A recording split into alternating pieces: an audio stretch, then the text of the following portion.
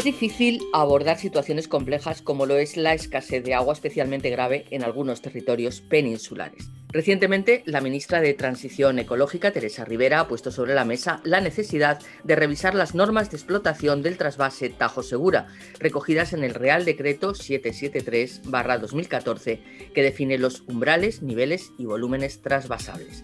Desde el Ministerio se ha propuesto la modificación de las reglas de explotación del acueducto Tajo Segura con el objeto de incrementar los volúmenes almacenados en los embalses de Entrepeñas y Buendía, al tiempo que se reducen los volúmenes mensuales que se envían a las cuencas receptoras cuando el sistema se encuentra en situación de normalidad. Gracias a estas nuevas reglas, el sistema de la cabecera del Tajo evitará encontrarse tan a menudo en situación hidrológica excepcional, como indican desde el Ministerio, para agregar que el paso más importante se dará con la aprobación del tercer ciclo de planificación hidrológica previsto para abril de 2022. Una noticia que ha generado protestas por parte de regantes y agricultores de Alicante, Almería y Murcia con el apoyo de los gobiernos regionales. A finales de mayo se concentraron ante el Ministerio para la Transición Ecológica y el Reto Demográfico bajo el lema "En el Levante, sin el trasvase, desierto y paro".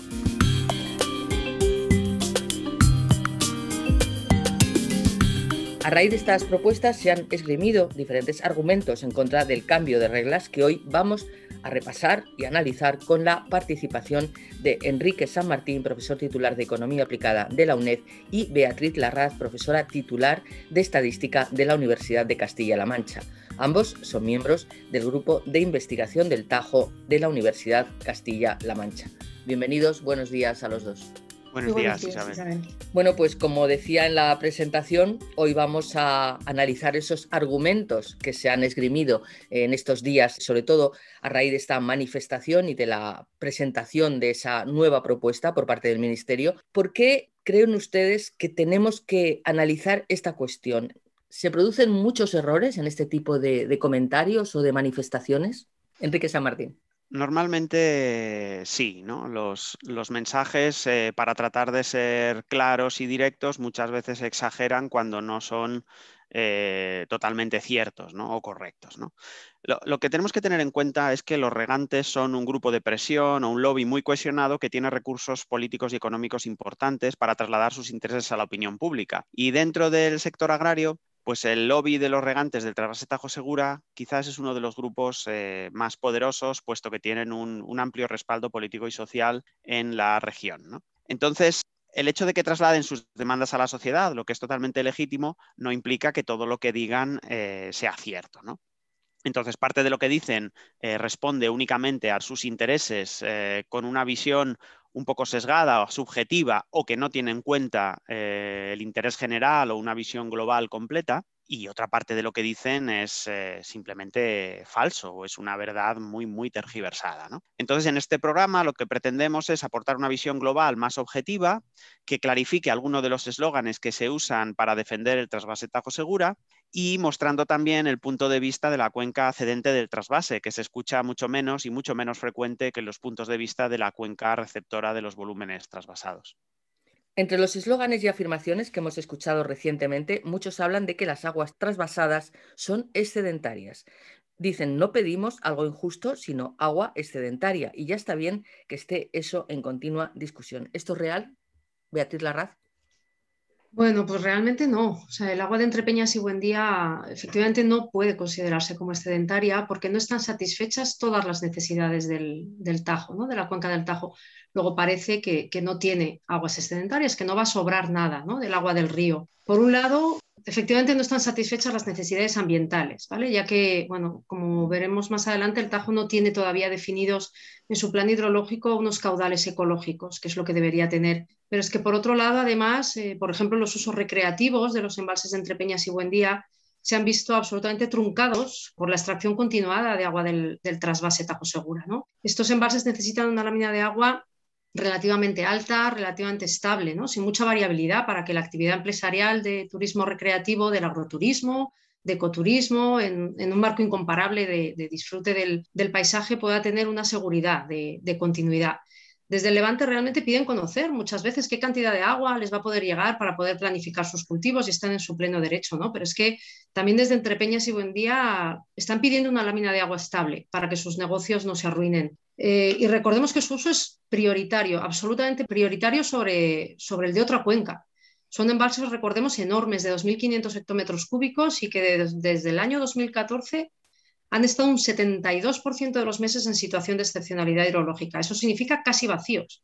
Por tanto, bueno, pues todo ello ha provocado un proceso de despoblación en el que se encuentran inmersos, ¿no? Entonces, es importante decir que este concepto de agua excedentaria de un río no tiene sentido desde un punto de vista ecológico, ambiental.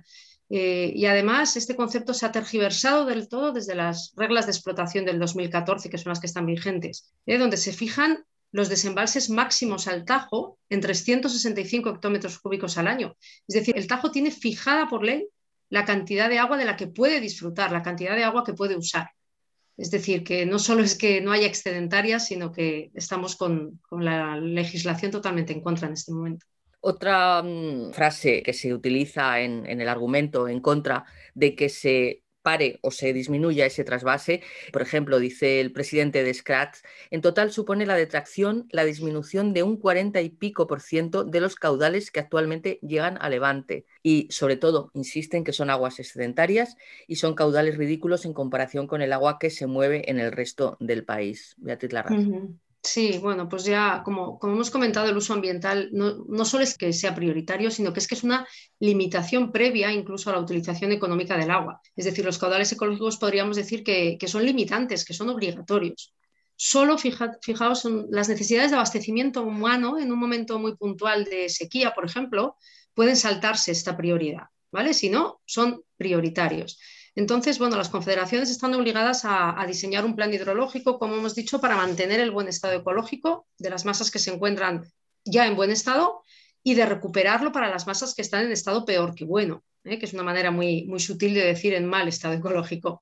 Bueno, pues fijaos que estas son todas las masas de agua del eje del Tajo, todas las que dependen de Entrepeñas y Buendía, ¿vale? Desde Aranjuez hasta Talavera se encuentran en mal estado ecológico y bueno, esto no se ha cumplido, no están en los planes hidrológicos estos caudales. Esto viene impuesto por la Directiva Marco de Agua, que es una directiva europea que ya en el año 2000, es decir, hace ya 21 años, nos pidió que para el 2015 todas las masas de agua estuvieran en buen estado ecológico. Hay 5 sentencias del Tribunal Supremo del año 2019 que nos obligan a la Confederación a establecer dichos caudales y no se han cumplido. Bueno, el eje del Tajo necesita urgentemente esos caudales ecológicos con todas sus componentes. Tienen que fijar mínimos, máximos, caudales generadores, tasas de cambio, todas las componentes, ¿no?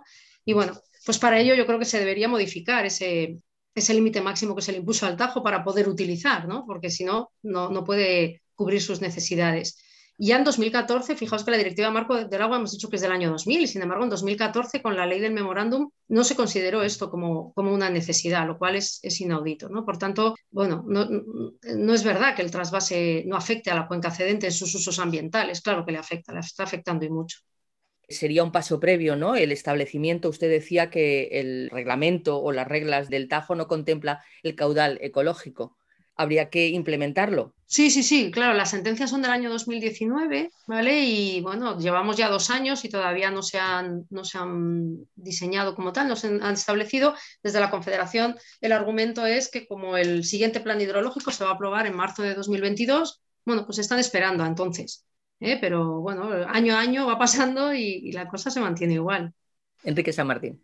Sí, el problema real de la disminución de caudales trasvasados al Levante no son los caudales ecológicos.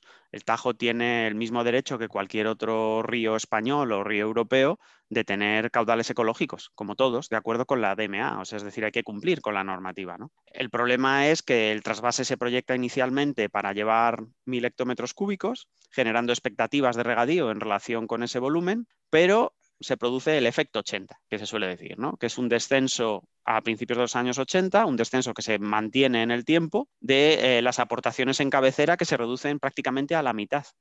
Entonces, este problema ya se conoce desde el principio y se actúa en consecuencia y se reducen los caudales, el máximo caudal a trasvasar, que en vez de ser 1.000 pasa a ser 600. Es decir, ya para empezar la reducción es menor que la reducción de aportaciones. Pero es que toda la explotación del sistema es insostenible, puesto que lo que se está intentando es maximizar anualmente las cantidades trasvasadas. Cuando los embalses de Entrepeñas y Buendía son embalses hiperanuales que deberían servir para amortiguar los ciclos secos, ¿no? Entonces, ¿qué ocurre? Si yo maximizo anualmente la extracción, en el embalse no queda lo suficiente para cuando venga un ciclo seco. Y cuando venga un ciclo seco, pues prácticamente el embalse está vacío y se deja de trasvasar. Y en definitiva, la gestión es insostenible, puesto que anualmente se trasvasa una cantidad igual o superior a las aportaciones que se están recibiendo, ¿no? Entonces, en esta situación, pues, ¿qué es lo normal? Teniendo en cuenta además el cambio climático, pues que haya una tendencia decreciente de las cantidades trasvasadas, pero no porque haya que poner caudales ecológicos, que hay que ponerlos y, como ha dicho la profesora Larraz, son previos a los usos económicos, sino porque estamos en una dinámica, en una tendencia decreciente de las aportaciones en cabecera que lo que hace es que las cantidades que se pueden trasvasar sean cada vez menores. Vamos a hablar ahora de ese lema que se llevó a la manifestación que comentábamos el lunes 24 de mayo, el pasado mes de mayo, en el Levante sin el trasvase, desierto y paro. También se argumentan otras cuestiones como que, por ejemplo, se pone en riesgo la agricultura del Levante, de donde sale más del 40% de frutas y hortalizas del país, es decir, lo que denominan la huerta de Europa, que miles de familias podrían ir al paro y que afectaría a los 3.000 millones de euros que actualmente aporta este sector al PIB nacional. Vamos a analizar estas frases. Beatriz, Enrique. Bueno, yo creo que como es una cuestión más económica, pues quizá me toca a mí, ¿no? Para empezar, lo que se está haciendo es identificar todo el sector agrario de regadío de Levante como si fuese dependiente en exclusiva del trasvase Tajo Segura, lo que no es cierto en absoluto, ¿no? El trasvase medio durante el funcionamiento del trasvase ha sido como de unos 300 hectómetros cúbicos. Esto es un 16% de los recursos de la cuenca, ¿no? De esos recursos de la cuenca, el 73% se usan para regadío. Y de esta cantidad que se usa para regadío, el trasvase solo es un 15% de lo que se usa en el regadío, ¿no? Estos datos no son datos tergiversados, manipulados, etcétera, sino son datos de los informes existentes, este en concreto que he cogido yo, que es de noviembre de 2017, análisis académico del plan hidrológico de la demarcación hidrográfica del Segura, está hecho por la Fundación Botín, la Real Academia de Ciencias Físicas Naturales y la Confederación Hidrográfica del Segura, es decir, que son sus propias cifras. Ni siquiera en las zonas regables del trasvase, que están delimitadas, el trasvase es la única fuente disponible de agua. Aproximadamente aporta la mitad del agua de esas zonas, ¿no? Entonces, tampoco podríamos decir que en las propias zonas del trasvase toda la producción se debe al trasvase. Entonces, es claramente una exageración. Y donde mejor se ve la exageración, pues posiblemente es en el empleo, ¿no? En la cuenca del Segura, los usos agrarios emplean a 60.000 personas. Y en la región de Murcia, que es la mayor parte de la cuenca del Segura, el sector agroalimentario en 2010 ocupaba más o menos unas 80.000 personas, ¿no? Entonces, cuando se habla de que pueden afectar a 100.000 puestos de trabajo directo, realmente están hablando de todo el sector agroalimentario de la zona. Y como ya hemos dicho, el trasvase solo aporta una parte no mayoritaria del suministro de agua en esa zona para este sector, ¿no? A todas luces es una exageración. Y además de todo eso, nadie dice que esos usos de agua que se están haciendo del trasvase, que haya que eliminarlos y que no puedan hacer nada, ¿no? Hay que diseñar o planificar una evolución de esas actividades económicas hacia actividades menos intensivas en el uso de agua. De forma que se minimice el impacto. Otra cuestión que se apunta por parte de los defensores del trasvase es que el recorte producirá problemas de abastecimiento urbano. Bueno, yo creo que ahí pueden estar tranquilos, ¿vale? El agua de abastecimiento no corre peligro, ¿eh? Pueden estar muy tranquilos en el Levante porque es un consumo absolutamente prioritario sobre el regadío. O sea, imaginémonos que no hubiera trasvase, que la cuenca del Segura se gestionase sin ningún tipo de aportación externa. En ese caso, la Directiva Marco de Agua establece que el abastecimiento humano debe priorizarse sobre todos los demás usos económicos con el agua de la cuenca del Segura, ¿vale? Es decir, que aunque no hubiera trasvase, está satisfecha de sobra ese agua de boca, ese derecho con el agua del Segura.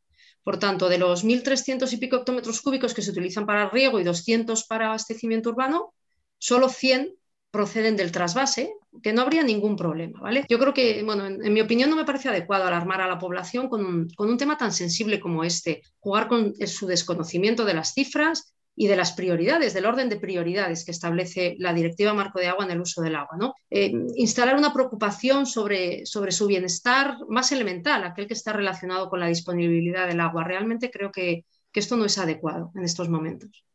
Bueno, como comenta Beatriz, el abastecimiento urbano es prioritario en todo caso, no corre ningún peligro.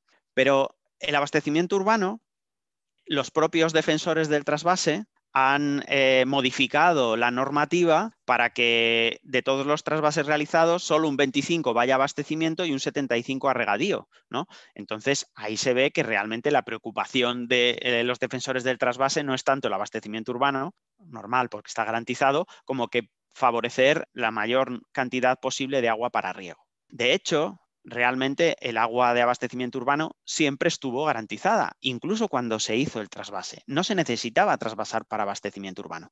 ¿Por qué se trasvasa también para abastecimiento urbano?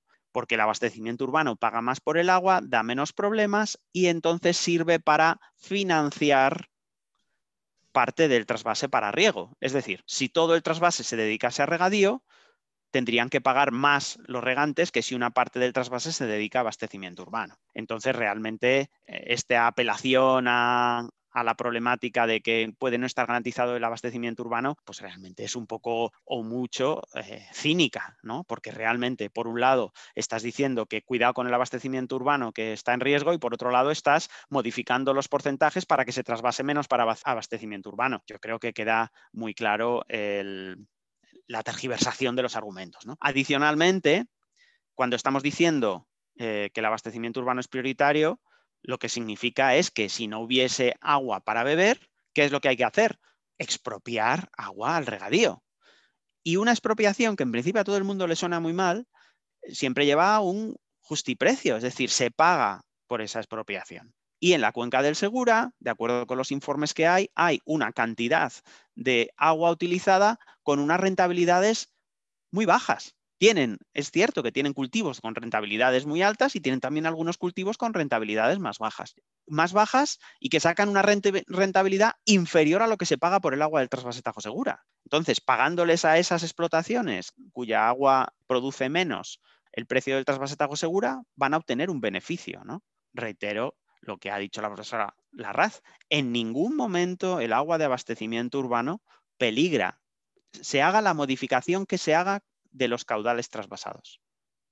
Otro argumento favorable al trasvase sería la contribución de los regadíos a la lucha contra el cambio climático. Es un dato que me llama la atención, me parece francamente erróneo.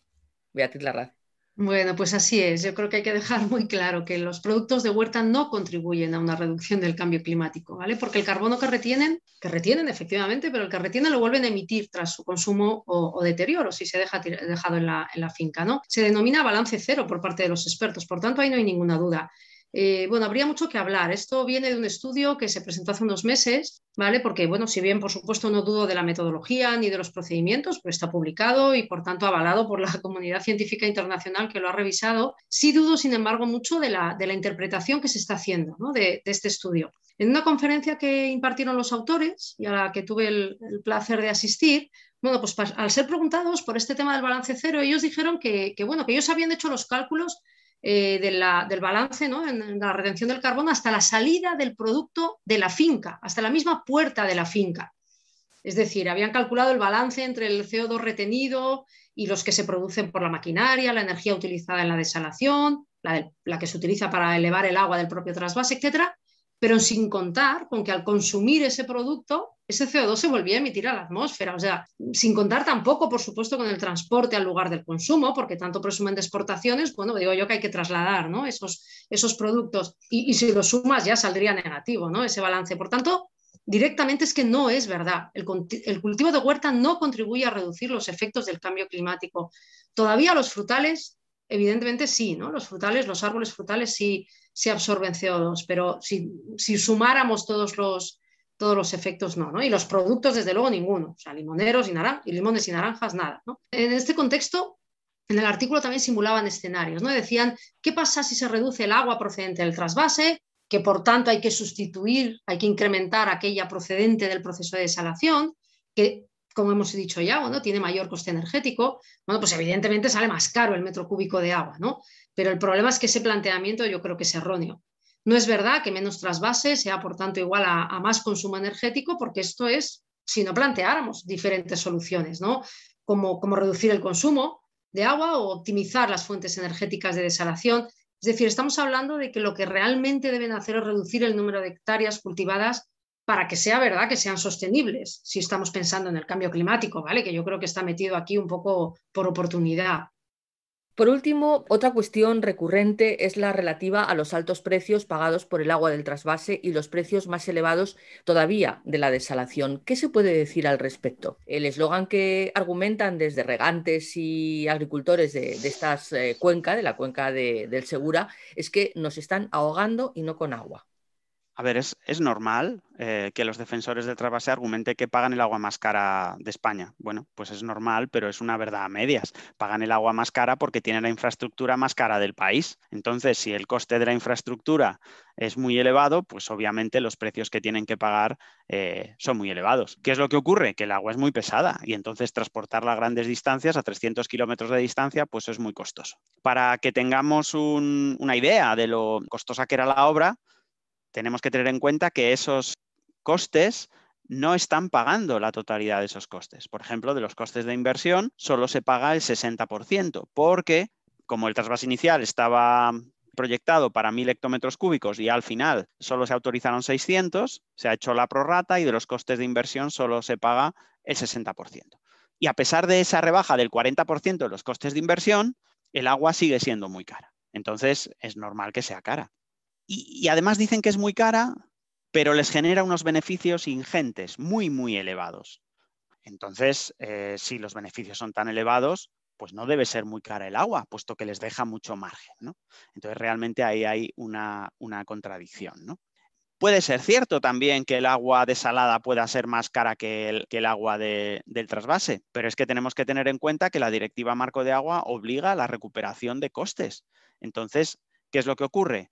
Que mientras que el agua desalada no lleva subvenciones o lleva muchas menos subvenciones, el agua del trasvase sí que las lleva, pero las lleva incumpliendo la normativa. Entonces, lo que está claro es que, una vez más, una visión sesgada o totalmente subjetiva, porque lo que no pagan ellos, los regantes del trasvase o el abastecimiento urbano del trasvase, es decir, los beneficiarios del trasvase, lo que no pagan ellos, lo pagamos entre todos los demás, porque va contra las arcas del Estado que ya han hecho el desembolso, ¿no? Entonces, en este sentido, si tienen esos beneficios tan elevados, pues tendrán que aceptar que en la situación actual haya parte de su suministro de agua sea agua desalada, que es más cara y que reducirá los beneficios. Pero como hay más fuentes de agua local que están utilizando, esos beneficios no se eliminan por completo. Simplemente se reducirán en una parte. Lo que hay que hacer es gestionar de una forma más eficiente esa escasez que se va a ir generando. Cuando digo más eficiente no me refiero a lo que ellos dicen, no, que cada gota de agua se utiliza 7 veces. No es eso, más eficiente no solo en términos hidrológicos, más eficiente pero no desde una perspectiva de vista local, sino desde una perspectiva global del país, donde igual no es muy eficiente que todos los españoles estemos subvencionando y pagando esa parte de los costes del trasvase que no les estamos obligando a pagar a ellos, ¿no? Y ahora sí que me gustaría pedirles una reflexión final sobre este tema. Por ejemplo, tengo aquí un comentario del secretario provincial de la COAG de Almería. No es una alternativa si no se ponen medidas, estamos hablando de la desalación, si no se ponen medidas encima de la mesa para abaratar ese agua desalada. ¿Hay algún movimiento en el sentido? Porque quizás es una demanda lógica en este sentido, que de alguna forma se ayude o se intervenga para que ese agua desalada pueda ser más barata o subvencionar como se subvenciona el trasvase. Enrique. En principio, la DMA exige el principio de recuperación de costes. Eso por un lado. Por otro lado, tenemos unos usos prioritarios previos, ¿no?, que hay que satisfacer. Entonces, lo primero, desde mi punto de vista, debería ser cumplir con la legislación y luego habrá que ver cómo se van solucionando el resto de problemas. Se lleva, pues, desde que empezó el trasvase, es decir, desde hace 40 años, perjudicando al río Tajo y a la cuenca del Tajo. Por tanto, no hay que demorar más, dado que la norma prevalece en el sentido de que los usos ambientales son prioritarios, previos, no prioritarios, sino previos, ¿no? Entonces, primero habrá que solucionar eso y luego habrá que estudiar lo demás. Pero hay que estudiar otra vez desde una perspectiva global, porque resulta que en la cuenca del Segura hay regadíos igual que en otras cuencas, pero esta es una de las más problemáticas, puesto que hay el trasvase más importante de España. Hay regadíos ilegales, hay extracciones de aguas subterráneas ilegales, etcétera, etcétera. Entonces, por ejemplo, no hay que mantener todo el regadío. En todo caso, habrá que mantener el regadío legal. Y habrá que mantenerlo siempre y cuando sea sostenible, siempre y cuando sea razonable, ¿no? Desde todos los puntos de vista. Entonces, el mantenimiento del regadío no es un objetivo a lograr al 100%, sino dentro de un sistema habrá que tener en cuenta qué se puede hacer y qué no se puede hacer. Y esto además es un tema que lleva ya muchos años, o sea, a nadie le puede pillar de improviso la demanda de caudales ecológicos del Tajo, que es totalmente razonable, la existencia del cambio climático, la existencia de la desalación, etcétera, etcétera. Todos son temas que no se han generado hoy. Es decir, ¿qué es lo que había que haber hecho? Había que empezar a planificar una adaptación a la situación actual, con los condicionantes actuales, condicionantes que ninguno existía cuando se aprobó el trasvase Tajo Segura. Beatriz Larraz, vamos a concluir con los mensajes que ustedes, como investigadores de este grupo, valga la redundancia, grupo de investigación del Tajo, quieren darnos a todos los ciudadanos que no estamos tan metidos en esta investigación, pero que nos preocupan estas cuestiones y que queremos que se solucione todo para todo el mundo. Así es, Isabel. Bueno, pues quizá que como reflexión final, que el victimismo no lleva a ninguna parte, ¿no? Pero que puestos a ser víctimas, yo creo que en esta situación las víctimas reales son los ciudadanos de la cuenca del Tajo. Es decir, son los que más perjudicados están siendo porque no han podido desarrollar un modelo, o mejor dicho, el modelo económico que se desarrolló en Entrepeñas y Buendía de turismo vacacional, podríamos decir, se ha visto absolutamente truncado por ese uso que se hace del trasvase desmesurado, de cada vez necesitar más agua, porque también hay regadíos en Aranjuez que no pueden desarrollar 2 cosechas al año, porque no se lo permite, la Confederación no les permite regar, porque los ciudadanos en el eje del Tajo, a su paso por Toledo, por Talavera, tienen un río del que no pueden disfrutar, es un patrimonio natural de la ciudad, de ambas ciudades. Y bueno, de hecho la Real Academia de Bellas Artes y Ciencias Históricas de Toledo lo tienen en el número 1 de su lista roja. En la problemática del río Tajo, el río Tajo como tal es un patrimonio y lo tienen así considerado como un patrimonio natural del que no pueden disfrutar sus ciudadanos. Y no solo disfrutar en esa relación que tenemos que tener con el río, como la que se ha tenido siempre en Toledo, de disfrute, sino también como modelo económico, ¿vale? De alguna manera. Se podrían desarrollar un montón de actividades que en el fondo son recreacionales también, pero económicas, ¿no? Pues de piragüismo, de un montón de cosas que no se hacen, y que no se hacen porque es imposible, porque el río huele mal. Entonces, todo ese tipo de cosas son unas cuestiones que nos llevan a que, bueno, creo que de haber víctimas en este caso, creo que están en la cuenca del Tajo. Pero en cualquier caso, sí que es importante, Isabel, que un proceso de concertación tendría que llevarse a cabo. O sea, no se trata de a ver quién es más víctima, ¿no? Unos que otros, por supuesto, sino de llevar a cabo un proceso de concertación, que los políticos, por una vez atiendan a científicos y a técnicos y a ciudadanos y se sienten a hablar, ¿no? Como decía Enrique San Martín, el problema del cambio climático no es nuevo, lleva muchísimos años y parece que ahora es cuando se está haciendo caso, ¿no? Pues en esto llevamos muchos años ya investigando y bueno, pues a ver si de una manera se consigue llevar a cabo ese proceso de concertación que lleve a una reestructuración del modelo económico del Segura, de la cuenca del Segura, y que se utilice el agua que se tiene, no más de la que se tiene, si es que si no hay, no se puede tener. Porque además estamos hablando de que hay una parte del Tajo, precisamente la que trasvasa, que está en una zona de las consideradas como despobladas dentro del país, con lo cual también hay que pensar en la situación económica de estas zonas.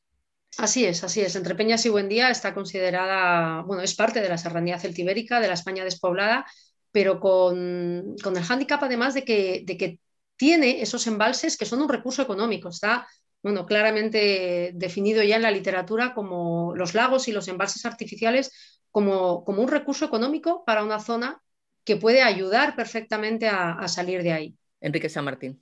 Simplemente recordar que los problemas de la cuenca del Tajo son múltiples y no todos los problemas de la cuenca del Tajo son el trasvase. Ha mencionado Beatriz el problema de la contaminación tangencialmente en Toledo, en el eje del Tajo, etcétera, y parte de los problemas se derivan también de la falta de depuración en la Comunidad de Madrid, que habría que dedicarle más esfuerzo, más inversión, más dinero. ¿Pero qué ocurre? No estamos omitiendo esos problemas. Lo que pasa es que estamos haciendo este programa de radio con motivo de la manifestación a favor del trasvase que se realizó. Entonces, por eso nos hemos centrado en el problema del trasvase, que es uno de los más importantes porque detrae un caudal o unos volúmenes de agua que, como hemos dicho al principio, no son excedentarios, puesto que se están reduciendo las aportaciones de forma natural desde hace ya mucho tiempo, ¿no?